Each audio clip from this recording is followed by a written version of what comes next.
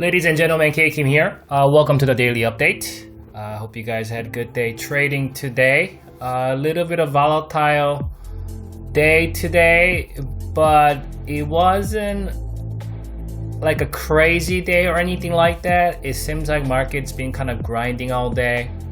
And then the last hour, we saw some dramatic up and down move here. So S&P 500 is down about 0.2%.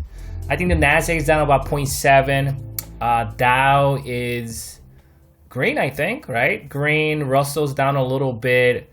Banks. We've been talking about the banks last couple days. Banks been really continuing to the upside. I think banks, the financial sector, XLF, they are up about 2.2% today. So all the bank stocks are up, and I think that's kind of what's been keeping the overall indices propped up today.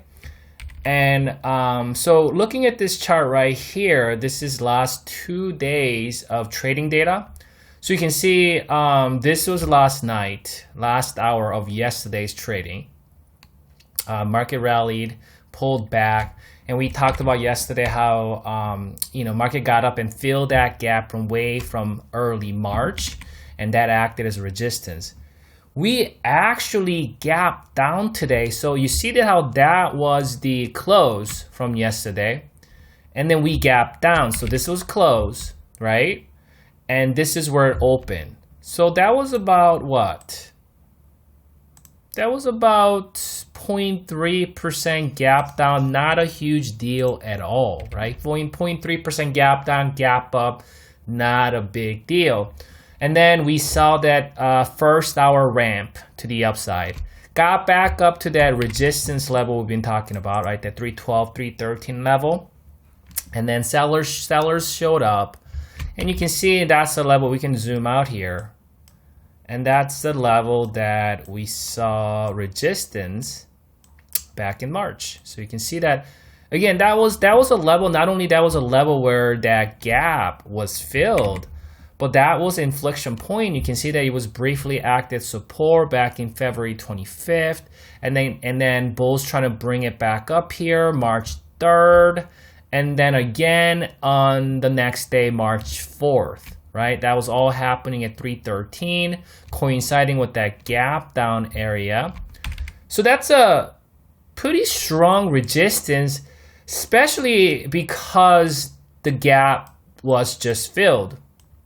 So I wasn't surprised to see today that the market was struggling to get above that. And we talked about it yesterday. This is going to be probably acting as a resistance unless you see some sizable gap up. Remember we talked about the yesterday? Because bulls are working with kind of a tire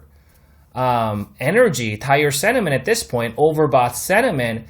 They can't try to break this resistance. That's a pretty prominent resistance, right? Because it goes all the way back to early March, late February resistance. Also because of the gap was filled. And we're dealing with extended sentiment. So bulls are not going to break this, above 313, especially for the fact that we gapped down. So they had to work extra hard to bring it up and have to try to break above that resistance. Not going to happen unless it would have been great if it would have been a gap up and then a push. Then I think that would have been much, much better, right? So we didn't see that. We initially gapped down. That was not going to, bulls are not going to able to break above that level. So second hour, we saw bears bring it down all the way, right? And then that's the third hour, brought it down, continuation to the downside. And then fourth hour, we saw some support in this vicinity here, this micro term support we talked about yesterday. And then it got up a little bit. And then next hour, and then this is what happened. Is this happening? You know what? Let me go to, I want to make sure, because I wasn't around. I want to make sure if that happened or not. So that did happen. Okay. So we did see Yes, because I was out on the last hour, so I wasn't watching. So we did see this thing actually coming down, right? So let's go back to Spider, because sometimes Spider has these weird prints, right? So we did see that shenanigan.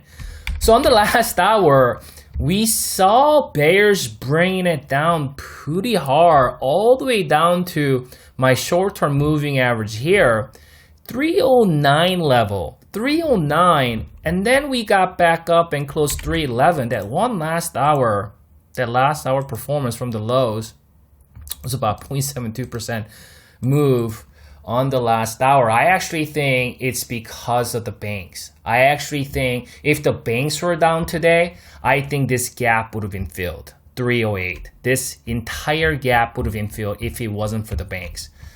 So the banks closed strong today, about 2.2% gain. That's the only, I mean, I'm not looking at any other sectors, but because I kind of look at the bank sector, the financial sector, XLF, kind of like the indices. So I'm looking at Spider, Diamond, Qs, Russell, Semi, Transport, and the banks. So out of all of those, banks are green with 2% green, while the other indices are down. So they've been showing a lot of strength, despite the fact that we've been seeing some weakness throughout the across the board today. And I think as the banks closed the day strong, a lot of dip buyers came in here, really brought this up, bought some other stocks there. So the gap was not filled all the way. You can see it remained a little bit. If you've been following me, this entire time, last couple months, we've been tracking gaps almost every single video, and you guys know that when the gap doesn't get filled all the way, this is a bear's attempt to fill the gap, and bears failed to fill the gap. So it's gonna favor the buyers, especially for the fact that we've already seen some buying activities here on the last hour. And we closed the day pretty strong. As you can see, we barely see any upper wick there. So we closed the day pretty strong. I think with that, we may expect a gap up tomorrow. I think the question might be then, how much of a gap are we gonna see? Is this gonna be a gap up to, excuse me, to 312, 313, which is only a 0.5% gap up.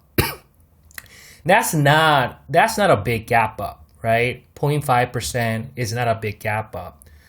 So any higher gap up to like 0.7 or 0.8, maybe even 1%. I don't know if we're gonna get that much though.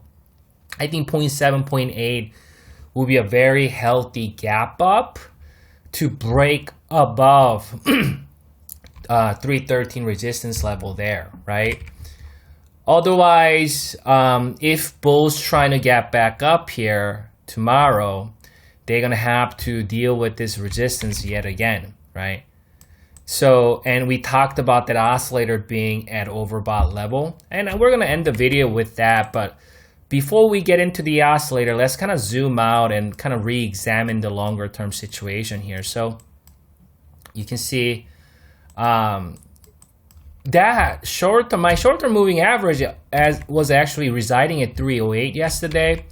As the day progressed, that moving average kind of grinded higher, and then it kind of met with that level at 308. It's interesting how it came right to that level again, and that short-term moving average has been acting as strong support ever since it got above it back in May 15th. Every single time when that short-term moving average was hit, when the price met with that short-term moving average, almost every single time the market was higher next day.